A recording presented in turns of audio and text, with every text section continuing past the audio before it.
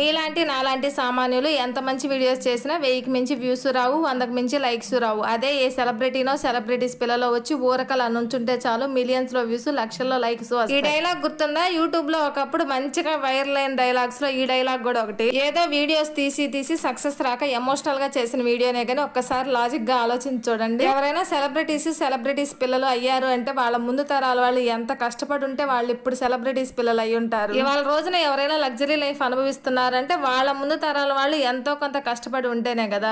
వీళ్ళు సక్సెస్ అయ్యారని ఆలోచించే సమయాన్ని మనం సక్సెస్ అవడానికి గనక ఉపయోగిస్తే ఈ రోజు కాకపోయినా రేపటి రోజునైనా మనకు సక్సెస్ వస్తుందేమో. ఇక ఈ మ్యాటర్ ఇంతటితో అయిపోయింది. అయినా నేను చెప్పింది కరెక్టే అనిపిస్తే నాకు కామెంట్ సెక్షన్ లో కామెంట్ చేసేయండి. ఈ రోజు మా లంచ్ లోకి దోసకాయ పచ్చిబద్దలు పచ్చడి చేశాను. ఈ కర్రీ ఆల్మోస్ట్ అందరికీ తెలిసే ఉంటుంది, అందుకే ప్రాసెస్ ఏం చెప్పట్లేదు. అయినా నేను ఎలా చేస్తానో అని చూపిస్తానులే కానీ ఇలా చేస్తేనే బాగుంటుంది అని అయితే నేను చెప్పను. ఎందుకంటే ఎవరి ప్రాసెస్ వాళ్ళది, ఎవరి టేస్ట్ వాళ్ళది. మీకు నచ్చింది నాకు నచ్చాలని లేదు, నాకు నచ్చింది మీకు నచ్చాలని